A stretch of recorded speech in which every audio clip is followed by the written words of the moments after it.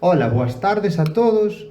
Hoxe, para conmemorar o Día do Libro que se celebra esta semana, temos aquí ao compañeiro Mario Regueira. Mario Regueira é escritor de novela, de narrativa, de poesía, de ensaio, docente na universidade, crítico literario e, na miña opinión, un dos intelectuais máis importantes do país. Mario iniciouse como escritor aos 25 anos co seu libro de relatos Rebelión no Inverno e 2 anos despois con Tanxerina, que foi premio de poesía Pérez Parallé. Logo virían outros premios como Sisargas, o Johan Carballeira ou o Lueiro Rei. Hai pouco ven de publicar un ensaio sobre a literatura galega de posguerra, ao tempo que continúa facendo recensións de libros no suplemento de Nós Diario. De todo isto e máis falaremos. Eu o primeiro que che quería preguntar era por unha cuestión xeográfica. Naciches en Ferrol, no ano 1979. É unha triste anomalía que un rapaz deses lugares fale galego primeiro e escriba despois en galego.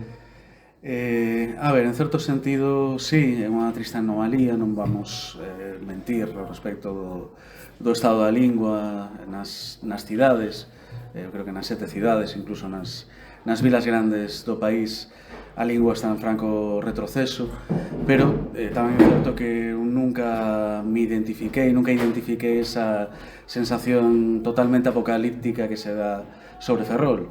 No Ferrol hai moita xente que é galego falante e, bueno, decir, teño atopado persoas que me teñen dito non sei hablar gallego porque, claro, como soy de Ferrol e é como, bueno, a ver, de Ferrol tamén son eu, toda a miña familia tamén é de Ferrol, eu o galego que aprendino sobre todo da miña familia, que eran persoas de Ferrol, non? O que sí que é certo que o mellor hai pois, unha división por barrios, ou había en tempos unha división por barrios moito máis tallante, moito mellor delimitada que noutras zonas do país. Pero non creo que sexa, é unha certa anomalía, evidentemente, polo estado da lingua, pero non creo que sexa ningún tipo de milagre, nin creo que sexa nada realmente tan excepcional, non? Como nos vende o relato xeral que hai sobre Ferrol, sobre a cidade. Sí, de feito nas aforas falase moito por Moeche, por Cedeira, esas zonas. Sí, bueno, por... Incluso Narón, sí, Valdoviño, Fénez, todo o que rodea, pero incluso dentro da propia cidade, a ver, non sei, meu pai é traballador, foi traballador do estaleiro, da Bazán, e eu diría que a lingua laboral principal dos estaleiros sempre foi, pero eu nunca vin a meu pai falar con compañeiros noutra cousa que non fose o galego, non? Entón, só por ese dato, creo que deberíamos ser un pouco escépticos ao respecto deso de que está totalmente desaparecido de Ferrol. E como foron os teus primeiros contactos coa literatura galega? Ou con querer ser escritor? Con querer ser escritor ou coa literatura galega? Podemos empezar co primeiro. Que foi primeiro? Pois non o sei. A ver, sí que é certo que na casa dos meus pais había moitos libros, sempre lles gustou ler, sempre tiñan libros a man, e había un pequeno apartado de libros en galego, de libros clásicos, recordo das edicións que están en casa dos meus pais, recordo que está Longa noite de pedra, Follas novas, Memorias dun neno labrego, Cousas, Os dous de sempre, son libros moi, bueno, moi clásicos do galego, digamos, ao mesmo tempo son moi pouco modernos, non? E ao mellor ese foi o primeiro contacto que eu tiven coa literatura galega. Teño contado algunha vez que bueno, que eu de pequeno sabíame poemas de Rosalía de memoria, sabía poemas de Celso Emilio, porque eran cousas que estaban na miña casa. Pero, bueno, había máis cousas, había máis libros, había máis vida cultural, non? E eu creo que realmente o afán por escribir, o afán por ser escritor, veo un pouco da necesidade de contar, das ganas de contar, non? E non foi particularmente ligado a unha experiencia de querer facer esa literatura en galego que había na miña casa, non? Creo que ten unha serie de redes, unha serie de conexións que son máis complexas e máis profundas. Eu podome lembrar da miña bisavoa Nicolasa, que era unha grandísima contadora de historias, e eran historias que ela contaba oralmente, pero para min pode ser a primeira referencia que teño dunha narración e de que querer eu tamén contar ese tipo de cousas, querer contar esas historias. E como a iso, pois máis cousas, tampouco pasaría por alto outro tipo de influencias, outro tipo de posibilidades, como pode ser as que veñen do audiovisual ou incluso da cultura popular, non? Creo que a imaginación é un campo tremendamente fértil e vamos collendo cousas de onde se nos antolla, de onde queremos ou de onde podemos, en algúns casos. E unha idea que teño de ti é que tiñas unha pulsión creativa, pero tiñas que atopar a ferramenta, que buscaches antes no debuxo, por exemplo. Sí, Pode ser? sí. Non sei, non sei se te contara isto algunha vez. Bueno, sí, a ver, meu pai e meu avó eran máis debuxantes que outra cousa. Sobre todo se dedicaban a pintura. Meu avó tivo unha faceta de escultor amateur tamén.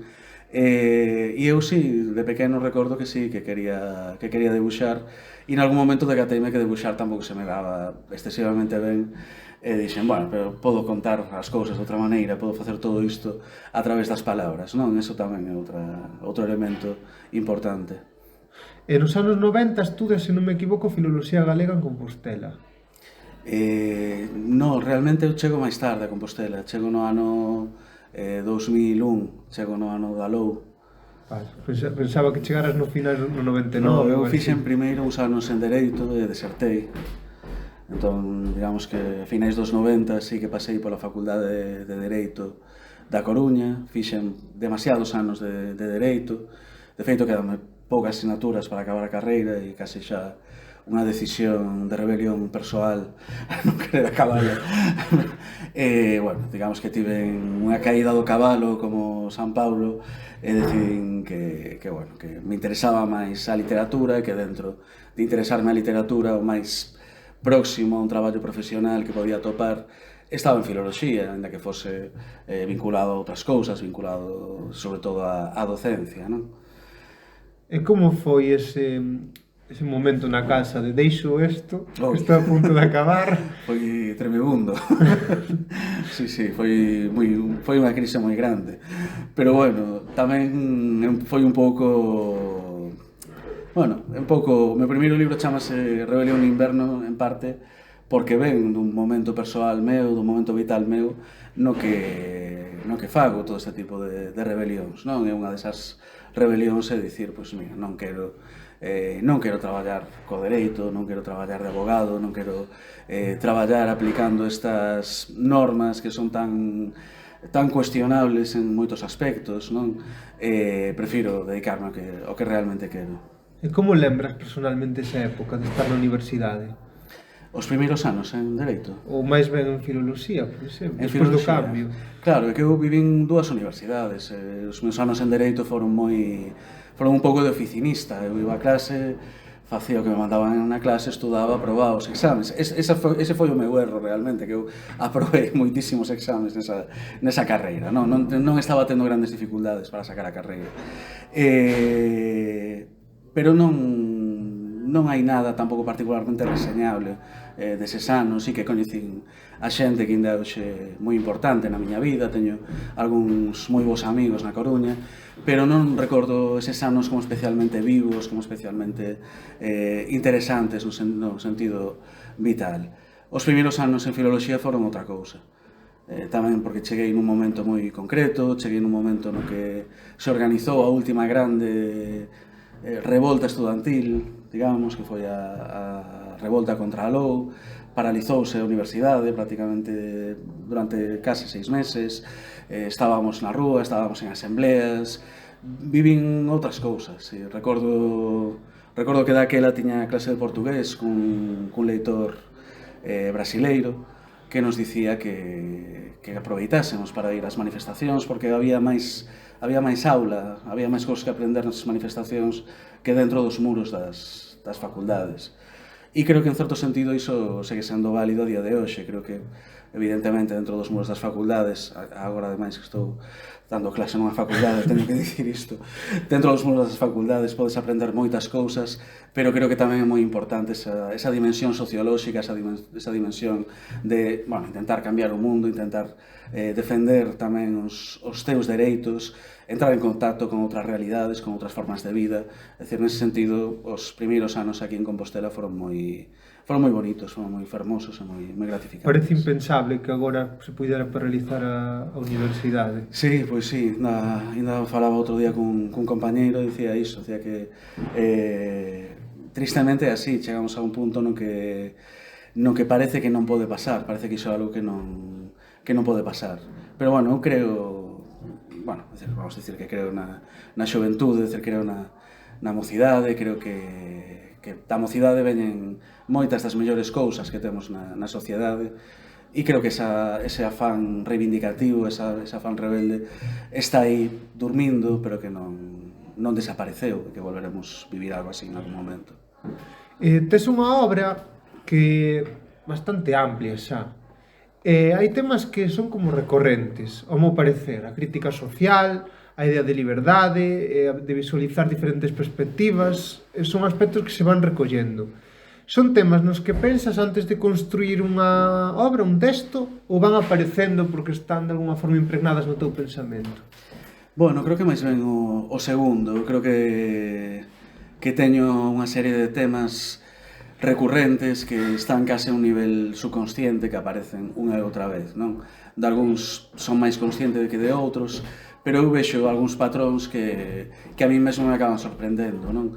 A cuestión social o mellor é o que máis conscientes son, non? Porque, bueno, conecta con certa inquietude política, con certa visión do mundo da que son especialmente consciente, pero en algún momento reparei en como as miñas obras, sobre todo as primeiras, remitían todas a territorios bilingües, a territorios onde se fala, onde hai unha lingua minorizada e outra que non, territorios moi relacionados coa francofonía.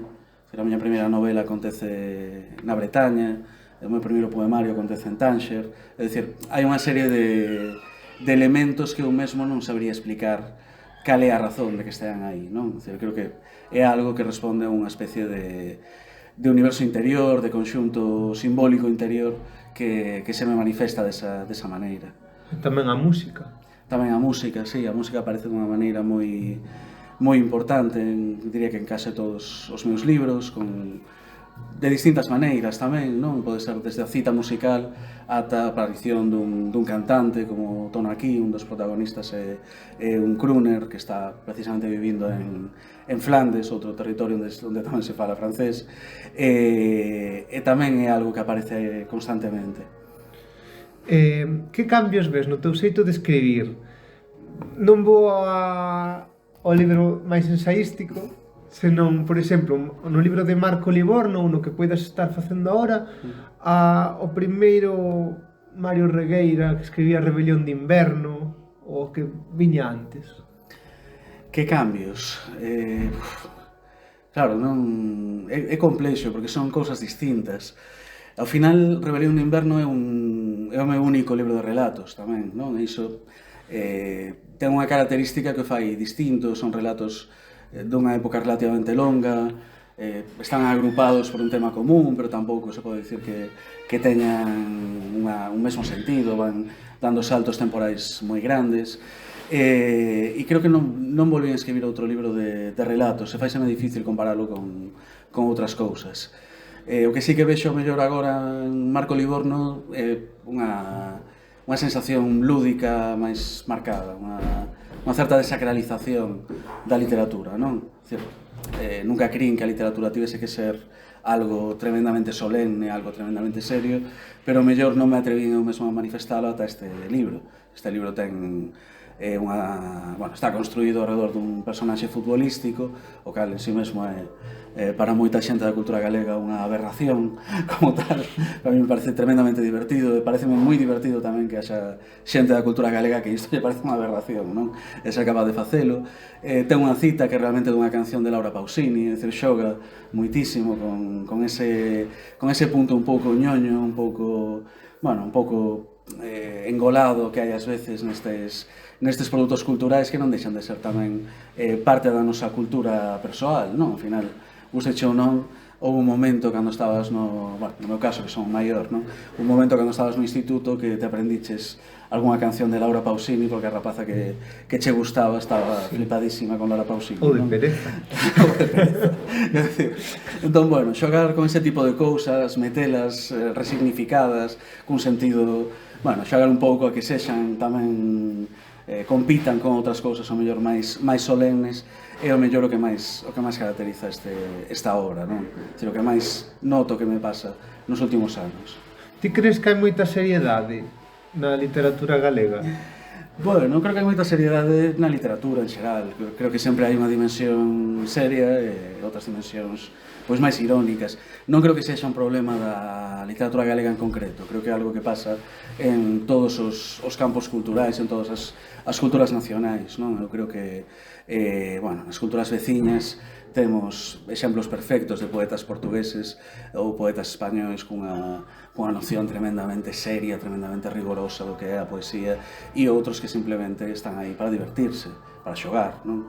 Pessoa, creo que é divertido buscar os autores que consiguen combinar as dúas cousas. Pessoa é un poeta serio que tamén está xogando, non? Por exemplo, está xogando cun montón de personalidades, está xogando a ser poetas distintos do tipo de poesía que defende o seu personaxe real.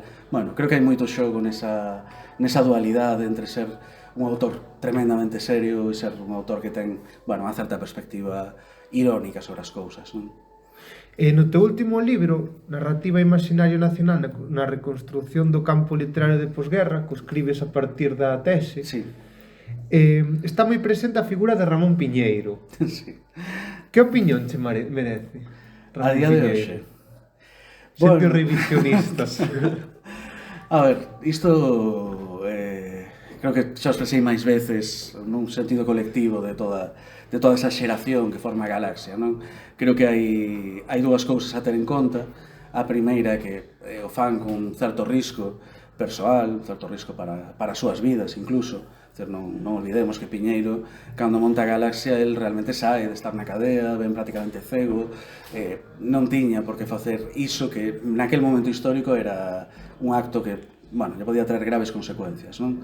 Dicir, sempre digo o mesmo, hai unha figura como Domingo García Sabel que a mí non me inspira unha particular simpatía, pero se revisas na súa biografía ves que é unha persoa que estivo no campo de concentración de Lavacolla, é dicir, é unha xeración que sufriu moitísimo esa represión. E fixeron unha serie de cousas que ninguén lles mandou facer e que no momento no que empezaron a facelas non estaba claro que fose resultar nun beneficio para eles. E iso creo que non pasa nada por recoñecelo, creo que está ben recoñecelo. Son unha xeración que evidentemente, bueno, pues se arriscou e ten un mérito que se lles pode atribuir. Despois, a forma concreta na que eses proxectos se van desenvolvendo, bueno, evidentemente aí hai moitísimas cousas que podemos criticar, non? Eu creo que a filosofía de Piñeiro é unha filosofía moi limitada e é unha filosofía que está, ademais, foi moi idealizada para as tremendas limitacións que ten, limitacións sobre todo ideolóxicas, limitacións de concepto do que é a cultura galega, do que a cultura galega pode chegar a ser, non? Pensemos que os primeiros anos de Galaxia, Piñeiro aboga prácticamente por unha literatura que non se debe sair ni sequera do costumismo, non? Que debe falar pois do carro reenxendo, da saudade, é dicir, non acepta que poida haber liñas de outra literatura diferente, de temáticas diferentes, de influencias distintas asociadas á cultura galega. E nese sentido, na medida na que foron acumulando cada vez máis poder, chegaron a un certo entendemento co réxime franquista, que isto é así, nos anos 60, bueno, Galaxia xa é unha certa institución, evidentemente non é unha institución do réxime, pero non vai ter particulares problemas, pode dar premios, ten unha certa autoridade e é un interlocutor para o réxime, non? E nese sentido creo que, bueno, é dicir, hai moitas cousas que son mellorables e arrastramos algunhas desas liñas ideolóxicas mesmo en cousas bastante impensables a día de hoxe da nosa cultura, creo que seguen sendo un espello desa... Como por exemplo? Bueno, falábamos antes un pouco de como se trata a cuestión da tecnoloxía, por exemplo, no caso da ficción científica, no campo literario galego, non? Por que ata os anos 90 non hai unha obra que Soños eléctricos de Ramón Caride que se poida chamar de ficción científica, que sexa, digamos, aceptada máis ou menos polo contexto e ainda se aceptada daquela maneira, aceptada con moitos peros, non? Porque se presupón que a literatura galega, a cultura galega, non debe falar de tecnoloxía, non debe falar deses universos alternativos, non debe falar do futuro, non? Iso creo que é algo que bebe directamente dese pouso de Galaxia. Ao final, Galaxia o que fai é idealizar unha pertenza a unha colectividade pretecnolóxica, unha pertenza espiritual que non dialoga con un montón de cousas que vai traer o porvir, que vai traer a actualidade, non? Crees que a labor cultural que emprendeu foi insuficiente? Que debeu, quizáis, postularse politicamente, non só mesturarse no réxime que se abría? Claro, sí, non sei, a ver, parte desa estrategia do piñeirismo é do máis criticado, non? Piñeiro que di que non debe haber un partido, non debe volver a haber un partido galeguista ou un partido nacionalista, senón que o galeguismo ten que ser unha especie de virus, unha especie de núcleo de resistencia dentro dos outros partidos. E iso creo que a todas luces sería catastrófico se non aparecese realmente unha alternativa galeguista, non? Creo que confiar a día de hoxe no galeguismo de partidos como PP ou PSOE, bueno, pues levaríanos a unha versión realmente moi descafeinada da nosa cultura, e creo que teria sido un erro gravísimo. Entón, para ti son a política e a cultura entes inseparables? Eu creo que a política e a vida son entes inseparables, non? E a cultura forma parte da vida. Eu creo que estamos no mundo dunha maneira política. E creo que ás veces o sabemos e ás veces non. A mí faime moita gracia cando a xente defende posturas apolíticas. Non hai unha postura política. A postura política é a postura conservadora, realmente. Non quero que isto cambie, non? E non deixa de ser outra forma de facer política. Por tanto, bueno, creo que é un mito realmente iso. Outra cousa xa que falemos da política de partidos, non? Da política partidista, que creo que sí que ten un universo xa moi concreto, con as regras moi ben estipuladas e ás veces un tanto tóxicas, un tanto, bueno, caras que podemos sentir un certo escepticismo. Unha das cuestións como parecer é case tabú na literatura galega é a imaxe que ten Álvaro Cunqueiro, porque é como un santo literario. É extraño porque semella que os artistas canónicos mesmo o tempo, pois perdolles todos, que hai que saber as animaladas que andiveron facendo séculos atrás, deso non se fala. Hai uns meses eu no país que estivo no cárcere, pero non se aclaran moitos motivos. Bueno, é algo que boa. E tamén semella existir un silencio. Cal é a verdade de Álvaro Cunqueiro? A ver, eu sei rumores, comentáronme rumores, e como son rumores non nos vou transmitir nun medio así como este, porque non me parece responsable. Sí que é certo que hai todo un tema aí que se debería estudar e se debería de poñer branco sobre negro, creo que está gustando porque hai algo interesante aí a descubrir, non? Realmente a cuestión de por que estivo na cadea, bueno, pode ser interesante como titular, pode ser interesante xornalísticamente, pero creo que é moito máis interesante a dimensión de conservador político, de intelectual franquista, de conexión co fascismo que tivo Cunqueiro, que creo que é algo que non lle resta, pode restar moito a nivel persoal, pode restar moito na nosa simpatía política, como lle resta a outros autores. Eu non podo negar que son un grande admirador da literatura de Borges, pero non son nada admirador do Borges cidadán, por dicirlo así, e con Cunqueiro pásame algo parecido, e creo que non pasa nada por dicir este tipo de cousas. Non podemos vivir pretendendo que toda a xente que admiramos, que todos os nosos autores relevantes eran uns santos que non tiñan ninguna tacha. Eu creo que a literatura fan a seres humanos e menos mal tamén, os seres humanos tamén cometen erros, tamén teñen ideas repugnantes e tamén, bueno, fan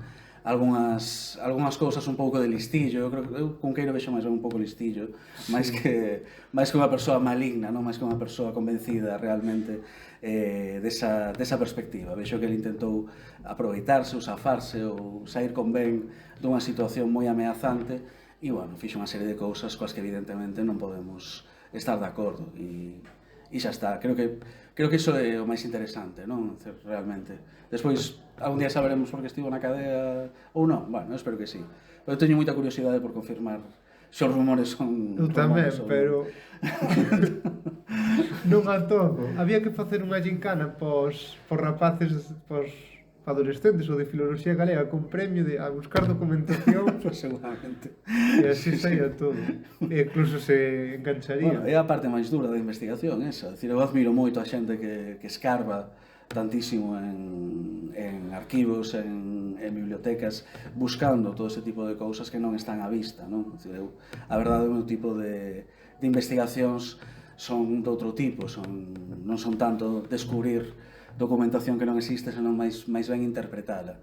Entón, bueno, é algo que admiro moito e que espero que dé a froitos, a verdade, porque a mí me van a servir tamén de moito.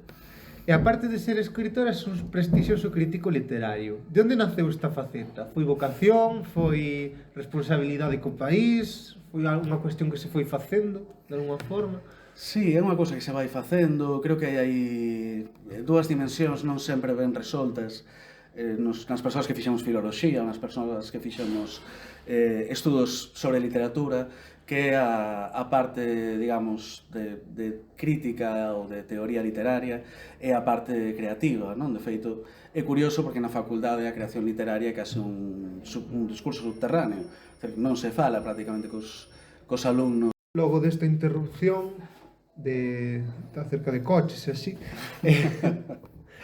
nada, preguntábache que íbamos falando de a tua faceta como crítico literario, se foi facendo, decíasnos que algo de filoloxía galega. Sí, que está un pouco relacionado con esa dimensión que pasa nos estudos literarios, nos estudos académicos sobre literatura, non? No que parece que hai unha parte creativa que corre case subterránea a perspectiva teórica e parece que de alguma maneira tamén tes que, como que ven un pouco dado que se estás facendo filoloxía, estás interesado na teoría da literatura, pois vayas querer en algún momento da tua vida facer crítica literaria, non? É un pouco o discurso que se espera e bueno, decir, non foi algo vocacional, pero sí que tive moi boa repercusión sempre, tive moita xente dicíndome que lle servía de moito, que lle axudaba moito, que o facía moi ben e un pouco por iso acabei facendo dunha forma máis intensa o mellor do que eu agardaba, non? Eu creo que ao longo da miña vida non sería capaz de deixar nunca de facer crítica, eu leo sempre con unha perspectiva crítica, ainda que non o escriba despois. De feito, teño os meus diarios de lecturas que non deixan de ser máis que unha crítica esquemática de moitas cousas que vou lendo e bueno, simplemente non me custa un traballo especial, digamos, poñelo por escrito, axustalo a caracteres e mandalo na data ou ás veces un poquinho máis tarde para que se haya publicado nun medio, non? E cantos libros pode ler un crítico literario ao mes? Eu creo que aí deberían facer unha especie de Guinness facer participar a xente como Armando Requeixo, eu creo que hai outros críticos que leen moitísimo máis que a min. Eu realmente leo moito, son consciente de que leo moito, pero non leo nin 30 nin 50 libros ao mes, que hai xente que sí que o fai. Podo chegar a ler mellor uns 15, uns 20 libros ao mes, non? Son bastantes, e depende da época tamén, depende do tipo de libros. É fácil que nunha tarde digas, bueno, pois vou ler os libros de poesía que saíron este mes, non? E iso pódelo facer máis ou menos nunha tarde ou en 2 tardes. E queiras que non son unha porrada de libros, pero bueno, despois tes as novelas, supoño que lerás máis rápido. Sí, non chego a ler. Eso de ler en diagonal, a verdade, nunca acabei de entender, porque máis ou menos vou lendo rápido, pero sí, creo que vas lendo máis rápido conforme te vas adestrando en ler, non? É como todo, cada vez o fas con máis... E que estás lendo agora? Pois agora mesmo, a ver, que estou lendo? Acabei unha antoloxía da poesía galega do medo, que é a crítica que vai sair esta semana, e teño que escoller unha novela, ainda non sei que novela ler das que saíron últimamente, teño 3 ou 4 por ali rondando e nada, decidirei no, en breve.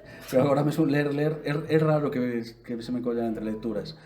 Bueno, estou lendo, porque tamén leo ás veces, teño algún libro de fondo que leo en plan, bueno, pues, leo 20 páxinas agora que teño un rato morto, ou agora antes de deitarme vou ler un pouco, e estou lendo un libro sobre a historia do libro, sobre a historia do libro antes do libro electrónico, é dicir, que vai desde, bueno, as primeiras mostras de escritura humanas, pasando polo, bueno, tablillas de barro, papiro, etcétera, etcétera, códice medieval, ata a edición, digamos, máis contemporánea, máis propia do século XX, XXI. Nun artigo titulado Emerxencia, falas acerca dunha cuestión que me gustaría preguntarche, que é: crees que a crítica galega é benevolente cos autores galegos? A ver, creo que a crítica galega, na medida na que foi crítica dunha literatura minorizada, dunha literatura sometida a moitas crises, a moitas interrupcións, temos unha literatura con grandes interrupcións, creo que moitas veces xogou históricamente ese papel, non? Bueno, pensamos nos anos 50 que mellor saían media dúcia de libros ao ano, pois evidentemente eses libros non se facía unha mala crítica, e iso é algo que aparece na correspondencia dos críticos, dos editores, que é como, bueno, non se fai crítica negativa porque non se lle fai un favor, digamos, ao campo literario. Estamos intentando sobrevivir e non lle vamos dar paus na cabeza a xente que intenta facer algo nesta situación tan difícil, non? Tamén creo que esa condición que é certa, que históricamente bueno, se pode atopar obxectivamente, creo que quedou como unha especie de mantra que non é completamente certo. Creo que na crítica galega hai críticas benevolentes, hai críticas non tan benevolentes, e creo que no resto de países que nos rodean, no resto de sistemas culturais que nos rodean, hai unha problemática similar, é dicir, hai moitas críticas benevolentes, non? Creo que a crítica mainstream española que sae nos principais medios de prensa en xeral é tremendamente benevolente, tremendamente incluso comercial, incluso fai promoción máis que crítica, non fai crítica ás obras, senón que as comenta para intentar vendelas, e creo que é unha problemática transversal e internacional, non me parece que sexa algo particularmente característico da nosa cultura, non? Tamén afirmas que no mercado literario galego que non está ben que estive, bueno, non falas así, dis, que cambiaría no mercado galego literario se non estivese guiado por valores capitalistas? E cal sería a foto? Claro, iso ven do artigo este que publiquei no meu blog, que se chama Emerxencia, e que, bueno, no fondo apela a algo que foi moi ben teorizado por Pierre Bourdieu, que é un dos autores nos que me baseo moito para escribir este libro. Ao final, Bourdieu o que di é que hai dous tipos de capital. No mercado da arte, no mercado literario, hai dous tipos de capital. Hai un capital de carácter simbólico, que é o recoñecemento entre iguais, o feito de que te lean os teus compañeros de xeración, de que sexa recoñecido, e hai o valor económico, que é que vendes moitos libros e que gañes moito diñeiro con esa arte, non? Normalmente a relación entre o capital económico e o capital simbólico é inversa, non? Digamos que un autor que vende moitos libros, polo xeral, aquí hai excepcións, hai casos particulares, pero digamos que como regra de funcionamento xeral é pouco respetado polos seus pares, porque se considera que, bueno, vende a súa arte, incluso desde o século XIX incídese moito nesta idea, non? Do artista que se prostitúe, que de alguma maneira se adapta ao gusto burgués para crear unha obra que lle dé a beneficio económico, mentras outros pois se aferran á súa independencia para escribir cousas que non lle interesan ao grande público, que lle interesan a unha minoría, non? Esa dinámica de funcionamento é unha dinámica que con moitas variacións, con moitas incidencias, con moitas cuestións que se poden opoñer, é dicir, poderíamos facer un mapa moito máis complexo, pero creo que en liñas xerais segue funcionando a día de hoxe, non? É dicir, o mercado do libro ten unha relación peculiar co mercado capitalista, é dicir, non os grandes escritores, os escritores que chegan a gañar o Nobel, os escritores que chegan a ser recoñecidos e lembrados e canonizados, moi poucos deles foron escritores que venderon moito, dicir, normalmente recoñecese a xente que, bueno, fixo unha literatura máis independente, máis á marxe, non? Entón, bueno, o que dicía no artigo é que basicamente esa insistencia que hai moitas veces de que o mercado literario galego ten que vender moitísimo, hai que publicar só aquelas cousas que se poden vender, bueno, pois que é unha vía cega, unha vía sen saída. É dicir, é algo que basicamente, bueno, é unha idea como as de Piñeiro na saída da guerra, pero do século XXI, quero dicir, vamos facer isto así porque, claro, como somos especiais, somos distintos, temos que adaptarnos a como funcionan os demais. Bueno, porque os demais non funcionan así. Non? O resto do mundo, o resto dos mercados literarios non funcionan exactamente así. E incluso de funcionar, tendo en conta algúns destes valores, habería que ter en conta outras consideracións e outras situacións, non? Por exemplo, J.K. Rowling é unha figura que, máis aló das súas opinións sobre certos temas, é relativamente respetada, un fenómeno de masas, bueno, unha referencia para moita xente xeracional, pero, bueno, é un fenómeno que está vinculado a un tipo de literatura dirixido a un público moi concreto, que está apoiado en elementos audiovisuais, que está apoiado noutra serie de cousas que aquí non temos ou non somos capaces de facer. Entón, fagamos esas cousas ou apliquemos unha estrategia, digamos, máis afinada, menos de patacón, non? Menos de, bueno, vamos todos co que se vende. Bueno, ás veces o que se vende, pois, non por responder a esta dinámica, pero ás veces o que se vende é bo e ás veces non, e non pasa nada tampouco.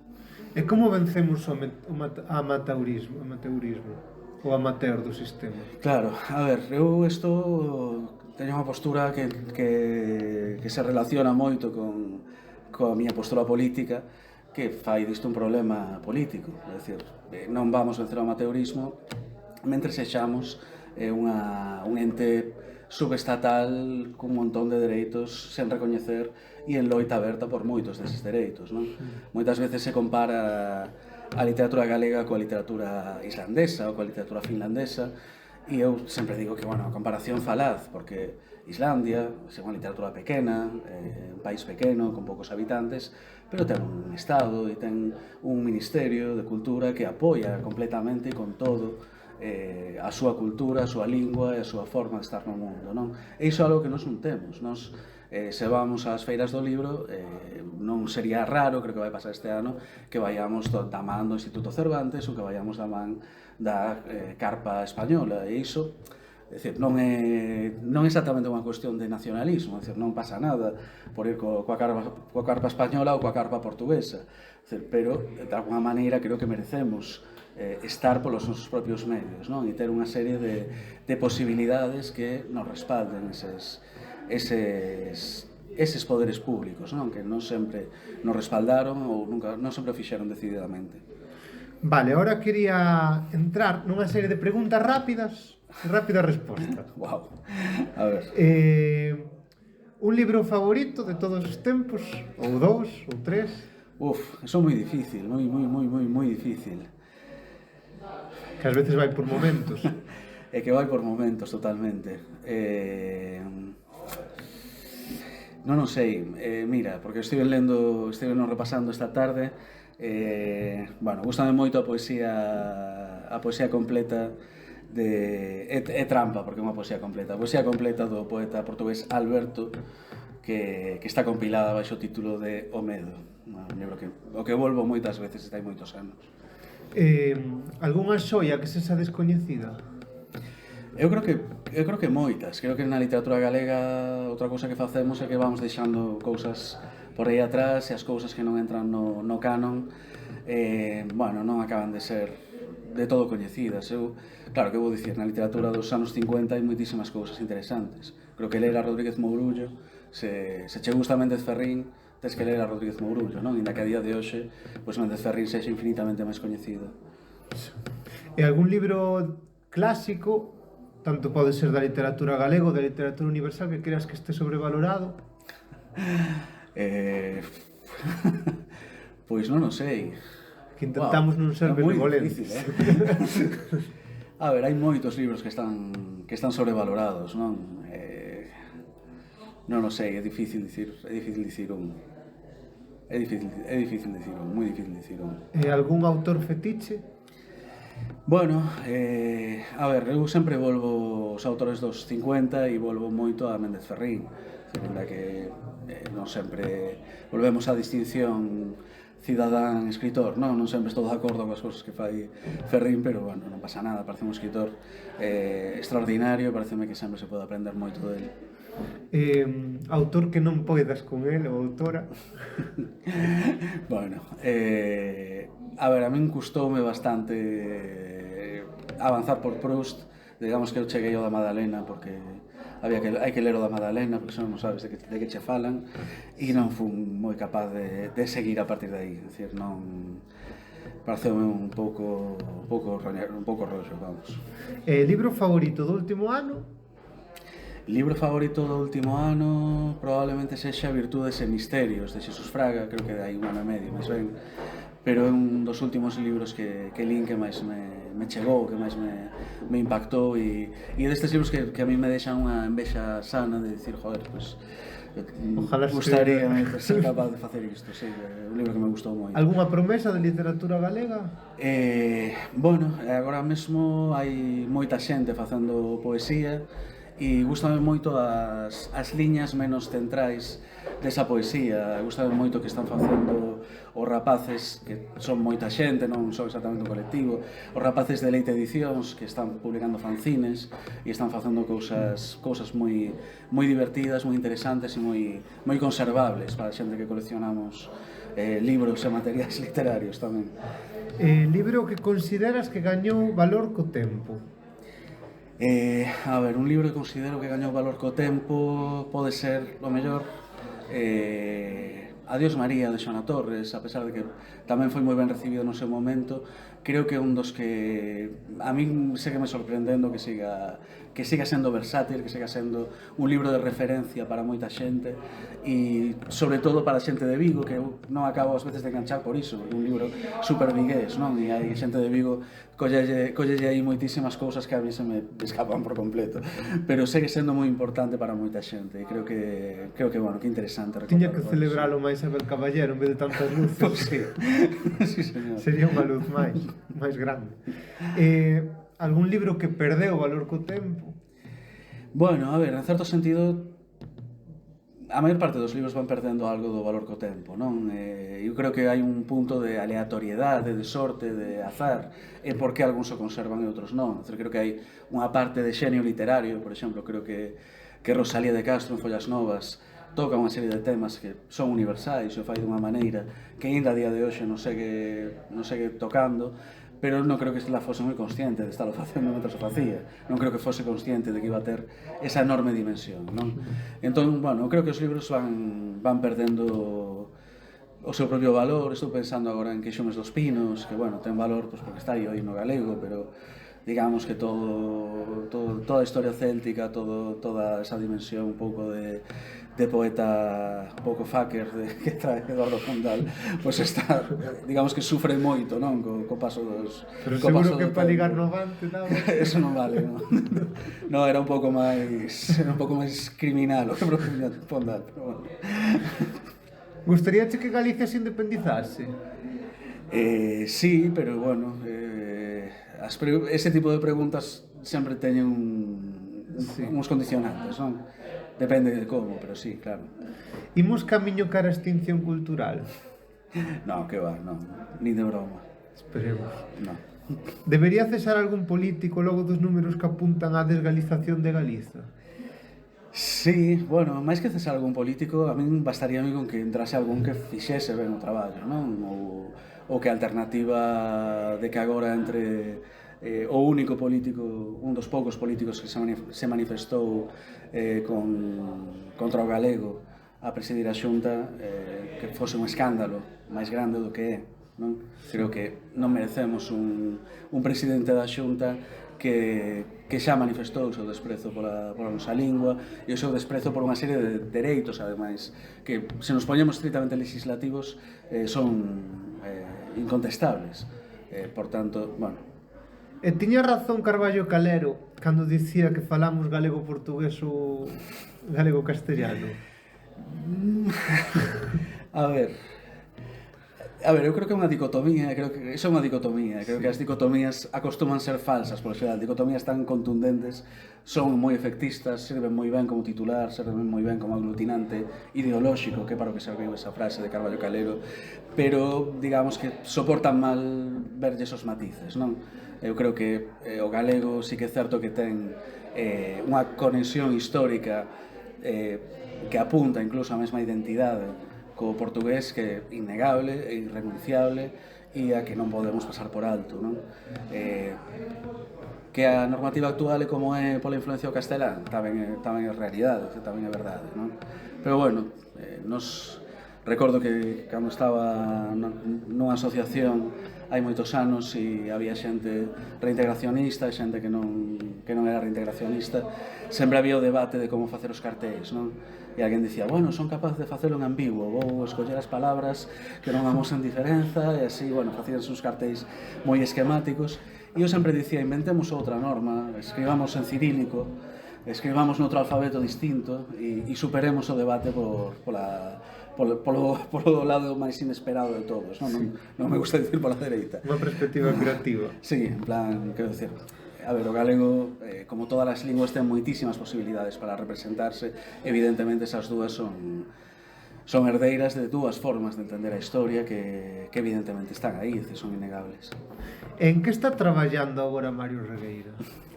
Aparte de como docente na universidade. Estáse preparando psicolóxicamente agora para corrixir exames, agora que se acaba o curso, dentro de pouco. Non, pero creativamente intento que me gustas, non? Sí, sí. Bueno, teño moitos... De que hai exames moi creativos. Hai exames demasiado creativos, ás veces, sí. Bueno, teño varios proxectos literarios, pero non lles podo dedicar demasiado tempo, non? Teño varias novelas comezadas, teño unhas carpetas moi gordas con moitos apuntes e moitas cousas dentro, con tramas que estou definindo pouco a pouco. E realmente, bueno, aí sae tamén o problema da profesionalización do escritor, que volvemos a falar de algo que non é exclusivo da cultura galega, pasa tamén na maior parte das culturas, que bueno, non sei se vou ter en algún momento tempo para dedicarlo completamente como actividade principal a acabar outra novela ou a acabar outro libro, non? Ideas hai, de feito, eso da crise creativa non sei o que é, porque teño máis ideas das que realmente podo chegar a executar. E con que canción pechamos o seu local? Unha pregunta que sempre facemos. Bueno, xa que ven aí o 25 de abril, a min trae moi bons recordos pechar o local con Grándola Vila Morena. Non sei se pode pechar outro local diferente de Compostela que non sexa o Tarasca con Grándola Vila Morena, imagino que sí. Supoño que sí. Sí, facemos apropiación cultural. Non vai vir ninguén aquí a pegar unha patada na porta. Para pechar, poderíanos ler algo... Sí. Bueno, escollí unha traducción de Dylan Thomas. Bueno, estive vivindo uns meses no norte de Gales e ali, bueno, entrei en contacto con moitos poetas galeses. Dylan Thomas é un poeta que eu podo traducir porque escribiu en inglés, a pesar de que ten unha historia moi curiosa coa lingua galesa tamén. Nun tempo morto, naquela época, fixen unha traducción que, como todas as traduccións, tra as súas incorreccións, as súas inconcrecións, as súas escollas tremendamente creativas pola miña parte. Entón, digamos que isto é un pouco de Dylan Thomas, pero un pouco meu tamén. E fala do oficio de escribir. No meu oficio, ou arte obstinada, exercitada na noite silenciosa, cando tan só a lúa rabea e as amantes xacen no leito, con todas as súas mágoas nos brazos, baixo a luz que canta, eu traballo. Non por ambición ou pan, nin pola vaidade e o tráfico dos encantos, en escenarios de marfil, senón polo soldo común do seu máis secreto corazón. Non para o home orgulloso apartado da lúa que rabea e que escribo, a maresía destas páxinas, nin para os mortos altivos, cos seus reis señores e salmos, senón para as amantes, os seus brazos, que rodean as mágoas das idades, e que non conceden eloxio nin soldos, nin prestan a menor atención á miña arte ou oficio.